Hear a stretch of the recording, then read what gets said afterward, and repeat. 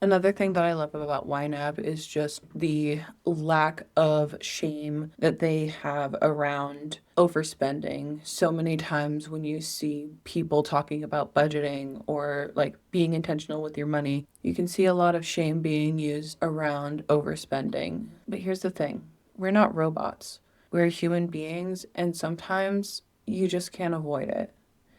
So, by having this understanding of overspending is going to happen, that's fine. We have a plan when and if it happens. Are you a maker who loves your craft but hates the money talk? Welcome to the Profit for Product podcast, where we help makers turn financial chaos into clarity, all in 20 minutes or less. I'm Megan Bergquist, a money coach for handmade business owners. Follow me as I cover everything from budgeting basics to scaling your finances. We've got the stories, strategies, and encouragement you need to stay on track. Each episode will break down financial concepts into bite-sized, easy-to-understand tips so that you can implement them easily. Whether you're just starting out or looking to scale your business, tune in to learn how to master your money so you can get back to making. Now let's get started. Hello, fellow handmade businesses. I am Megan Bergquist. I am your host of the Profit for Product podcast.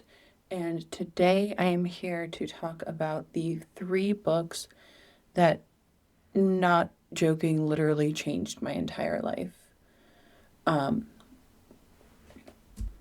For those of you in 2022, I made $56,000, but I spent far more than that and ended up $12,000 in debt. And to say that I didn't understand how to run my business finances is a gross understatement. As a teacher, one of the things that I love the absolute most, and you see this reflected in my spending, is learning. Any time that we're able to learn something, it just has compounding effects, because it's not like our inventory where we just take it, we make something with it, and then it goes off and we have to that knowledge doesn't leave you. And if it's a course that allows you to keep lifetime access to it, then you get to go back and learn more, because each time that you do, it's like adding a layer on a cake. You just keep getting more and more out of it. Today, we're going to be diving into a few transformative books and tools that turned my financial stress into financial clarity. And like I said before, I'm not joking, these books changed my life. And now I want to introduce them so maybe they will transform yours. You're going to walk away with some practical tips, mindset shifts, and the confidence to make your money work for you instead of your money working you. The first book that completely changed my brain about money is Ramit Sethi's I Will Teach You to Be Rich. It's a personal finance book, but the application goes well beyond personal wealth. It's not about hoarding money and only spending it on the barest of bones of your life. It's about spending intentionally and guilt-free on what matters most to you. Whether that's education like me, or whether that is some software that is going to free up your time so that you can focus on the more important things. That is the most important thing when it comes to spending, is that you are going through it intentionally. This is something you're going to see a lot in these 3 books, is intentionality. You want to know what your goal is. You want to know what your intention is for your money. And then that is going to become your guiding light. That's going to become the thing that your money is spent on. And that sounds so unreasonably simple. But sometimes money is unreasonably simple. We want to make sure that we are doing the things that we want to do, and not just because we signed up for that one trial for that one software 2 years ago and completely forgot, but it's been charging us ever since. So in one of the 5 times I have read this book, I once left it out on my TV tray in my living room when my parents had come to visit. When my mom looked at the title of it, she literally laughed and was like, "Yeah, right." And that really struck me, Because how many of us have these internal scripts of wealth being beyond our reach because of how we were raised? I want you to think about what money beliefs did you grow up with? Because if you don't, once again, intentionally choose what you want your beliefs to be, they're going to choose you. And those beliefs may not be aligned with the life that you want to create with your business. Now, the second one that I became absolutely feral for was profit first. If you've been in the business realm for any period of time, you have likely heard about profit first. The basic idea is that you have 5 individual bank accounts that will help you separate out all of your money. Because if you look at your bank account to determine whether you can afford something, that is not going to be helpful because you don't know how much of that is already spoken for. So if you put in that $500 fabric order, but forget that your Shopify was supposed to come out, you may end up overdrawn or working with some extra debt that you didn't intend to. For those of you who have heard of the envelope system, it's basically that, but for your business.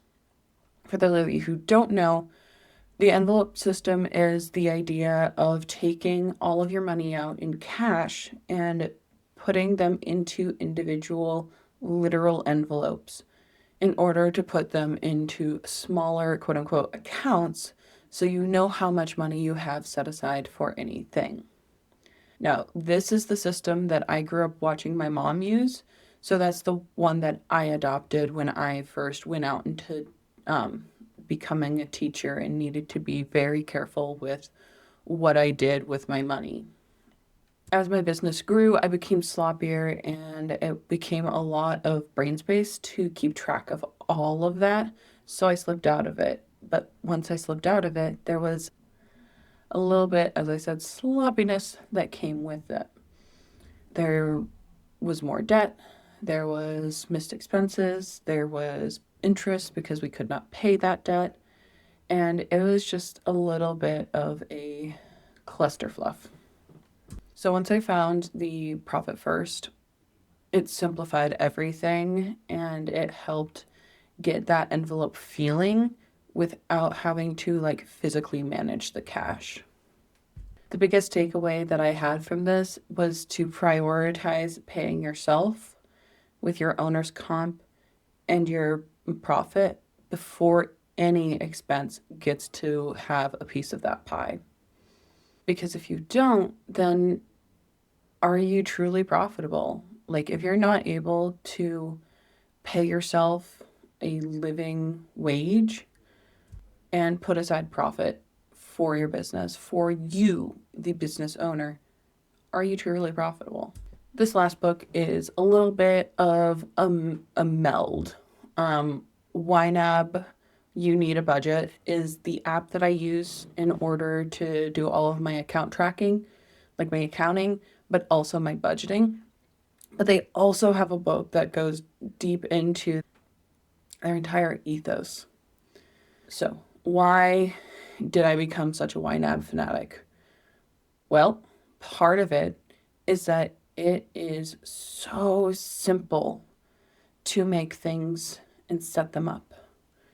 You have unlimited amount of budget categories and you can tell the app exactly how much you need for each thing and then it does the math for you. I don't know about you, but I don't want to have to recalculate if I had to cover some overspending in another category. I don't want to recalculate that in order to figure out how much I need to shift my set, like how much I'm putting away in each thing in order to reach that goal. YNAB does that all for you. So that's super helpful. But the basic ethos of YNAB is that it makes you think about where your money is going. And again, that intention. Every dollar gets a job. Whether that job is sitting in reserves so that when you have a down month, you are able to take from that and not miss a beat, or if it's saving up for your Shopify subscription or your next order of jewelry materials. No matter what its job, it has a job. It's not just sitting there in a nebulous pile of money. The other thing about YNAB that I really, really love is that there is no shame in overspending. We are human. Even if we are trying to do things in within our plan, things go awry. Expenses pop up that we're not sure, we weren't aware that we were going to get. Another thing that I love about YNAB is just the lack of shame that they have around overspending. So many times when you see people talking about budgeting or like being intentional with your money, you can see a lot of shame being used around overspending. But here's the thing, we're not robots. We're human beings, and sometimes you just can't avoid it. So, by having this understanding of overspending is going to happen, that's fine. We have a plan when and if it happens. And just having that understanding in the back of your mind is really, really helpful. There's no need for guilt, just money being shifted. So there you have it, my 3 top books, which are, once again, I Will Teach You to Be Rich, Profit First, and YNAB. You need a budget. Mindset, tactics, and tools. It's not about perfect, it's about progress. So pick one thing that you're going to implement today.